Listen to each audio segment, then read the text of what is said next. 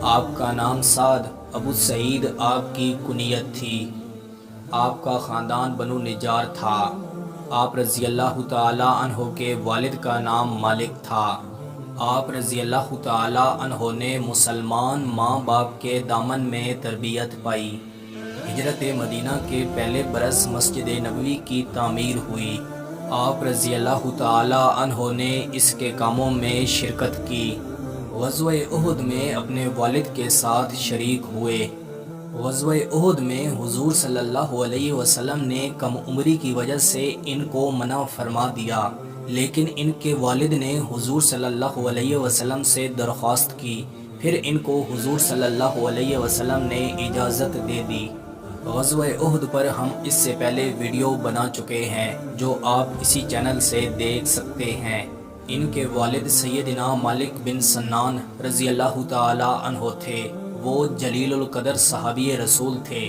ان کی لائف پر ہم انشاءاللہ الگ سے ویڈیو بنائیں گے۔ غزوہ خندق اور غزوہ بنی مستلق میں بھی آپ رضی اللہ تعالی عنہ نے شرکت کی۔ ان غزوات کے علاوہ صلح حدیبیہ، خیبر، فتح مکہ، غزوہ حنین، غزوہ تبوک، سب مارکوں میں ان کی شرکت کا پتہ چلتا ہے، اور ان سب واقعات پر ہم الگ الگ ویڈیوز بھی بنا چکے ہیں۔ صحیح البخاری کے مطابق آپ رضی اللہ تعالی عنہ نے عید رسالت میں 12 غزوات میں حصہ لیا۔ عید رسالت کے بعد آپ رضی اللہ تعالی عنہ نے مدینہ میں ہی قیام کیا۔ سیدنا عمر فاروق رضی اللہ تعالی عنہ اور سیدنا عثمان غنی رضی اللہ تعالی عنہ کے دور میں آپ رضی اللہ تعالی عنہ فتوے دیتے تھے۔ سیدنا علی المرتضیٰ رضی اللہ تعالی عنہ کے دور میں جنگ نیروان ہوئی، اور اس پر ہم الگ سے ویڈیو بھی بنا چکے ہیں۔ اس جنگ میں آپ رضی اللہ تعالی عنہ نے حصہ لیا۔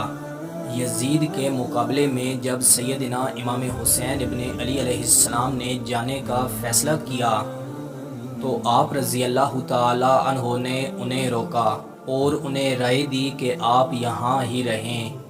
انہوں نے سیدنا عبداللہ ابن زبیر رضی اللہ تعالی عنہ کے ہاتھوں پر اس وقت بیعت کی جب پورے اہل حجاز نے بیعت کر لی، اور پھر آپ رضی اللہ تعالی عنہ اس دنیا سے رخصت ہوئے۔ ان للہ و انا الیہ راجعون۔ آپ رضی اللہ تعالی عنہ جنت البقیع میں مدفون ہے۔ آپ رضی اللہ تعالی عنہ کی 2 بیویاں تھیں، ایک کا نام زینب اور ایک کا نام عبداللہ تھا۔ اسی طرح اگر آپ کی اولاد دیکھیں، آپ کے 3 بیٹے تھے، ایک کا نام عبد الرحمن، ایک کا نام حمزہ اور ایک کا نام سعید تھا۔ انشاءاللہ ان کے مقام و مرتبے پر ہم الگ سے ویڈیو بنائیں گے۔